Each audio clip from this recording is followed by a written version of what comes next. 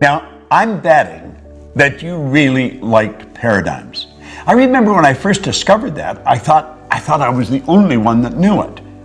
It's such a neat idea. Now we understand why we're not doing what we already know how to do. Now let me ask you something really important. Are you, or maybe a loved one, a family member, somebody that you're very close with, leaving your dreams on the table? Insofar as your money is concerned, or maybe the travel you'd like to do, or relationships that you want to develop, or the health that you really, truly want to enjoy, or maybe even your love affair. You're missing it. The dream has escaped you. How would you like to know a formula that's as exact as mathematics on how to get what you want? See, most people are really extras in their own movie. They look at somebody else and they think, wow, if only I could do that. Well, let me let you in on a secret. You can do that if that's what you want to do. I'm betting that is probably not what you want to do. That's what they want to do. And you know something? If they're doing what they want, you can do what you want, and I can do what I want. See, we're all working with the same mental faculties. We're all working with the same power, and we're all working with the same laws. So it's a matter of understanding how to set and how to achieve goals. Have you ever been really ready to do something and you were scared stiff, and so you backed away and left it back on the table? I know I've been like that. I know a lot of people are like that. Well, if you've done that in the past, or a loved one, you can share this with them. And I would suggest that you do invite some friends in and share this with them, and then sit around as a group and openly and very transparently discuss these hang-ups that we've got, because we've all got them. You're not the only one with them. Now let's stop and think about goals. You know, Thoreau was quite a guy. He said, if a person will advance confidently in the direction of their dream and just endeavor, in other words, you only have to give it your best shot, endeavor to live the life that you've imagined. Do you know what's going to happen? He said you'll meet with success unexpected in common hours. You'll be on your way downtown to do some shopping, and you'll think, I did it. I actually did it. I reached the goal. Do you know the beautiful part about working with goal setting and goal achieving with the right rules by law? That's exactly what happens. You reach the goal and you're motoring at such a speed and having so much fun, you get past it before you realize you've already done it. You're probably off to the next one. Do you know what it is? It's a habitual way to live a creative life that's fulfilling, that really leaves you inside like you've got something. Now, I refer to the system that we use in the Proctor Gallagher Institute. I refer to it as the ABC of goals. Now, you'd say, well, this looks pretty elementary. Well, I'm going to let you in on a secret. It is very elementary. It's just that most people never really learn it. Now, I'm going to talk about the A level of goals as doing things you already know how to do. I had a young guy come up to me one time in a seminar, and he asked me if I'd talk to him about his goal. And I said, sure, what's your goal? He said, I want to get a new car. I said, okay, what kind of a car do you want? He said, I want a new Pontiac. I said, I see. I said, what are you driving now? He said, a Pontiac. Now, you know, some little guard stuff would jump up in my mind. And I said, how old is your car? And he says, it's 4 years old. Well, I said, it's probably time you got another car anyway. You know, I said, how long have you had it? And he said, 4 years. So I said, now let me get this straight. You have known for 4 years how to get a new car. Yeah? Well, I said, then that wouldn't constitute a goal. Now, that doesn't mean you don't get a new car and you don't get a new Pontiac. You can get a Cadillac if you want. You can get a Maserati if that's what you really want. And you should get a car. But you've known for 4 years how to get a car. You see, the beautiful part about goals and understanding it is goals are not to get. Goals is not, you don't set goals for acquisition. You set goals to grow. You set goals to reach inside and stretch and go where you've never been. You set goals to take you to a place you've never gone before. And you grow as a human being, and you know something, you never go back. So A-type goals, forget it. Now let me let you in on a little secret. I'll caution you. Probably all the people you mix with deal with A-type goals. Now why do I say that? Because we're attracted to people that are on the same frequency as us, that are in harmony with us. We talk about the same things, we like about the same things. So when you go for that new goal that's beyond the A-type goal, they're not going to support you. It's not that they don't love you, it's not that they don't want you to win. They don't want you to leave. That's right. They don't want you to leave, and you're going to leave, you're going to raise your consciousness, and you're just automatically going to attract a whole new world into your life. So where do we go if we don't do A-type goals? Well, you go to a B-type goal. Now, many of the people that really think they're shooters, they're really making it happen, they're going after B-type goals, and this really doesn't cut it. It really doesn't cut it. You know how I said in paradigms you got all this knowledge, but you're not using it? Well, that's true in the B-type goals too. See, the person that's after the B-type goal, they pay attention to what's going on in their life.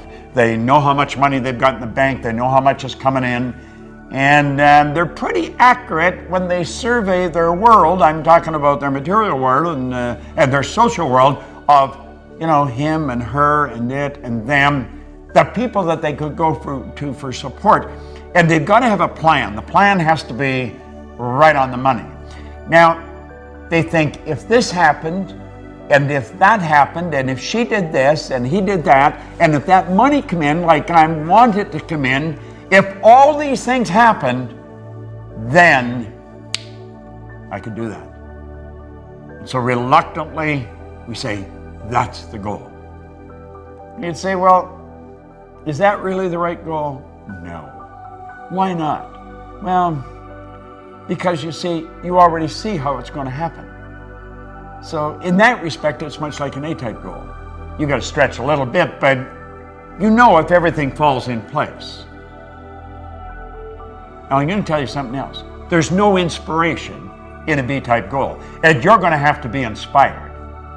But you don't get inspired going after a B-type goal, and your old buddies, the A-type people that you're always with, they're not going to support you because they don't want you to leave. So we got no support, and we've got no inspiration. Now what's the next? The next is a C-type goal.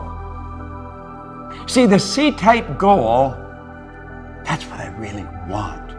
When you sit and you daydream, you may have a couple of drinks in your mind, whoo, and you're off on a trip somewhere. If only we could do that, if only we could do that. And you're fantasizing. But you see, there's a problem with fantasizing.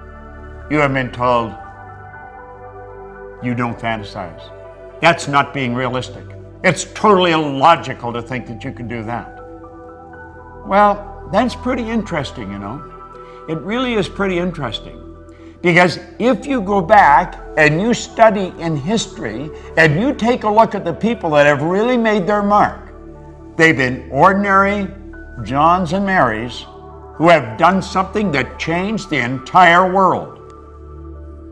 Now, you'll often hear people say, well, one person can't change the world. I'm going to tell you something. One person changed my world, and I'll lay you odds, you get locked into this and you share it, and they're going to say you've changed their world. See, we've got to be able to get beyond that barrier of logic. We've got to break through that paradigm. That line that separates us from what we want? It's a paradigm. That's all it is. Do you think the Wright brothers were being logical? Do you think they were being realistic? They weren't scientists. They weren't aeronautical engineers. They were bicycle mechanics in Dayton, Ohio. But they were going to fly. Now, even their daddy was a bishop in a church. He told them they were going to burn in hell for even suggesting that they could fly. But and I know, they introduced us to the kingdom of flight. And it wasn't that many years until we were on the moon. Now think, they crashed right through the logic barrier. They went right through it. They didn't let it stop them. Now you may say, but they're different than me. Well, they probably are. They didn't leave their dreams on the table, and you may be leaving your dreams on the table. Get them off the table. Get them back in your mind. Fall in love with them. Plant them in your heart. What did Solomon say? As a person thinketh in their heart. You've got to get emotionally involved with this. How does a guy like me, no formal education, no business experience, earn millions of dollars, build a business that operates all over the world? I do it because I don't let logic stop me. I'm not afraid of losing. Now think, what do you really want? Go lay under a tree somewhere. Don't even talk to anybody. Let your mind wander. Let it take off. Go to the land of imagination. Think about it. Let your mind wander. Go right through the terror barrier that we call logic. I'm going to teach you something about the terror barrier later, but I want you to stop and think of what you want. I had the very good fortune of working with Sir Edmund Hillary. Now, you might not even know who he is, although he hasn't been gone very long. He is the guy that was the first person to stand on top of the world. He was the very first man to stand on the top of Mount Everest, along with Tenzing Norgay, his Sherpa guide. Do you know the beautiful thing about them, this little side deal? Neither one of them would say who got there first. Tenzing Norgay didn't say. Edmund Hillary didn't say. But they were the first, Hillary and his Sherpa guide. Now, Ed Hillary was a beekeeper from New Zealand. He was a beekeeper down in Auckland, New Zealand. Where did he get the idea that he could do something that has never been done before? People died. There's people encased in ice up there. They're never coming down. They tried to do this. They had been trying to do this for centuries. Just like the Wright brothers, there's people trying to fly for centuries. But you know the strange thing about it? Ed Hillary went up there in 1951, he failed. He went back in 52, he failed. Now there's people around him saying, you've got to be out of your mind going back there. You're going to kill yourself. But in 1953, he stood on top of the world. I had the pleasure of working with him on a couple of occasions, and the only difference in Ed Hillary and myself that I could see was in his size. He was a big man. You say, but I'm not like Hillary and I'm not like the Wright brothers. You're exactly like them. You're exactly like them. There's a spiritual power within you that's perfect. Your spiritual DNA is perfect, and it's forever seeking expression with and through you. That's why you want things. Don't throw your wants. Don't leave your wants on the table. For goodness sake, take a run at it. Go sit down at that table. Get a pad and a pen out and start thinking, what do I really want? I want to be financially independent. That's something all thinking people want. I'm going to tell you something. When you have no money problems, you'll be amazed how much free time you have. You see, in this program, we talk about wants. We're not talking about what we think we can do, and we're not talking about what we've done in the past. We're talking about where we're going, what we're going to do. What do you want? I guarantee you, if you can describe it, if you can see it in your head, you can hold it in your hand.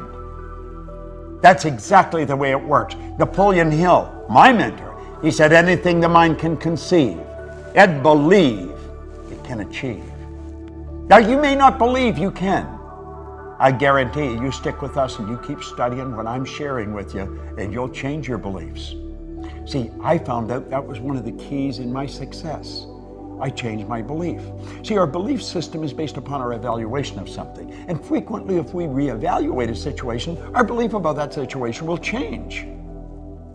There's a 3-step process for goals, goal setting and achieving. It's fantasy, theory, fact. You've got to build the fantasy. And it's okay to say that it's just a fantasy. That's where everything starts. That's where your clothes started. You probably have synthetic fibers on. You didn't always know how to do that. The building you're in, the air conditioning, the heating system, your cell phone, your computer. The fact that I can shoot this here and you can sit there and watch it. We weren't always able to do this. Somebody fantasized. And then they turned their fantasy into theory. See, they went from using their imagination and they began to use their reasoning factor, and they started to add thoughts to it. And they started to bring it together. And they started to give it some serious thought. It's like Hillary said, I bet I can get to the top of that mountain. Everybody's saying they're crazy, but they didn't know what he could see. He could see what they couldn't see. The Wright brothers. One was saying to the other, I see it, brother, I see it, I see us up there. And when they got up, they were only up for 14 seconds. And somebody said, yeah, but their first flight was only 14 seconds. And they said, we not only got up there, but we stayed up there for 14 seconds. See the difference in perception, in attitude? Don't listen to anybody else. The only person you want to listen to is somebody that's accomplished more than yourself and know that they're no better than you. Listen to them. Do what they tell you. I know how to win. If you can build the fantasy and you can turn it into theory, I guarantee you it'll turn into a fact. You hold the idea in your mind and it must manifest in form. That is an absolute law. The wealthiest man in the world in 1908 really started this movement that we are talking about today. Andrew Carnegie told Napoleon Hill, he said, any idea that is held in the mind, that's emphasized, that you fall in love with, that's either feared or revered, will begin at once to clothe itself in the most convenient and appropriate form available.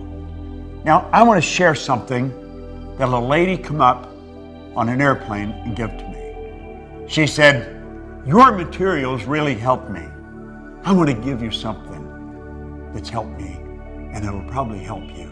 It's a wonderful quote, and no one gets credit for it. Said, blessed are the humans who look for unseen things that are intuitive, but not yet accepted into the reality of life. The intuitive is the feeling part of you, the part that can see something nobody else can see. You see it in your mind. It's never been accepted into the reality of life by you or any of your friends or relatives or loved ones. But you can see it. You wouldn't be able to see it if you couldn't get it. Blessed are the humans who look for unseen things that are intuitive but not yet accepted into the reality of life.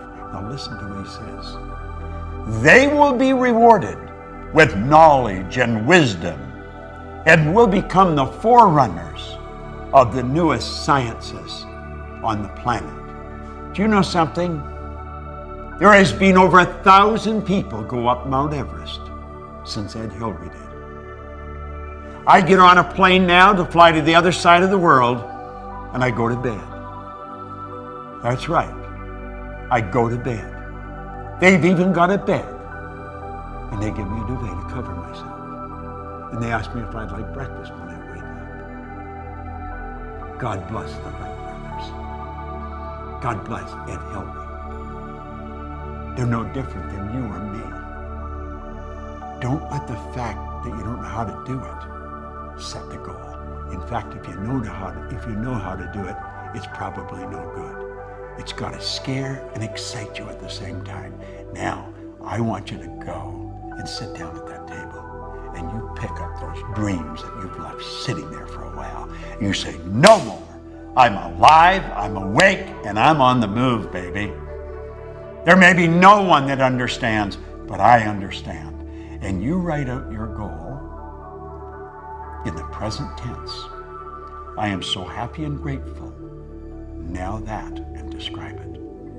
Don't let it slip through your fingers. Don't leave it on the table. Claim it. It's yours. This is Bob Proctor.